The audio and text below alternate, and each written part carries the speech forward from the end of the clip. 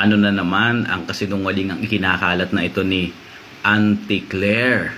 Basahin nga natin yung sinabi ni Auntie Claire, and I quote, "The President did not know about this leadership funds." Aba, wala daw alam at hindi nalalaman ni BBM itong leadership funds na ito.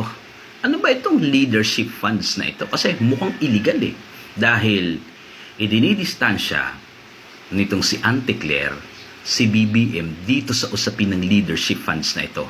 Itong leadership funds na ito daw yung mga insertion at amendments na ginawa ng ilang mga senador na nagkakahalaga ng 500 to 1 billion pesos sa GAA or sa General Appropriation Act, at nabulgar ito sa testimonya sa Sandigang Bayan nitong si former DPWH Secretary Bonoan. Pero ang tanong, wala ba talagang alam si BBM diyan sa tinatawag na leadership funds na yan? Ha? Wala ba talaga siyang alam diyan?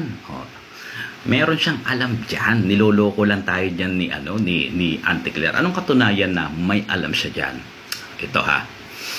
Nasaan ba yung leadership funds na yan? Hindi ba nasa GAA, General Appropriation Act? At papaano nabubuo ang GAA? Siyempre, ang unang step diyan, magpapasa ng NEP or National Expenditure Program ang ehekutibo. Sila ang nagpe-prepare niyan. Ibibigay nila sa Kongreso para aprobahan. Tama? At kapag naaprobahan na dun sa Kongreso, muling ibabalik sa ehekutibo. Dahil pipirmahan na niya yon ni BBM. At tandaan nyo pipirmahan na niya yon. Pero bago niya pirmahan yon, ang tawag muna dun ay GAB, General Appropriation Bill. Pag pinirmahan, magiging GAA na, act na, batas na siya. Imposibleng hindi alam yan ni BBM. Bakit?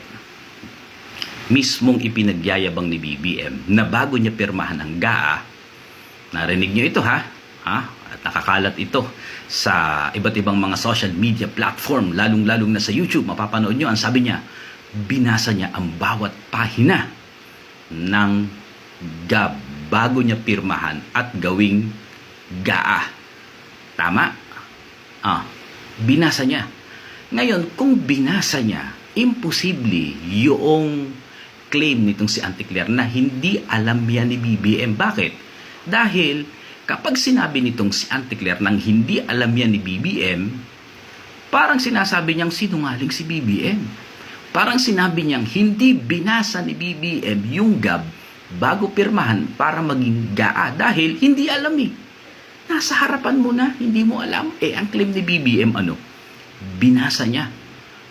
O baka naman binasa niya, pero hindi niya lang niya naintindihan.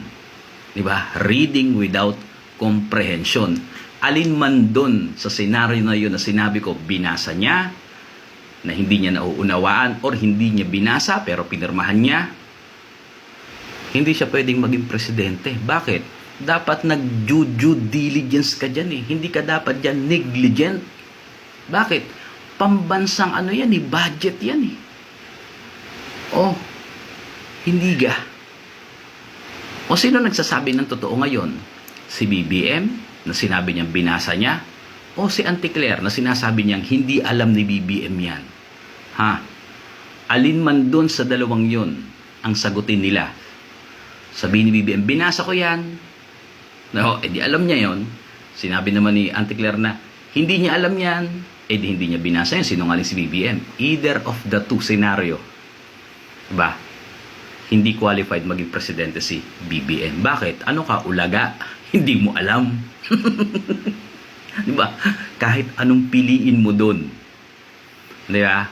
Mapapasama si BBM. Kaya kung ako sa'yo, dapat, Auntie Claire, nanahimik ka na lang. Bakit? Kahit anong senaryo na ipakita natin, wala kayong pupuntahan, naiipit kayo. Kumbaga sa chess ay checkmate na checkmate yan, checkmate ay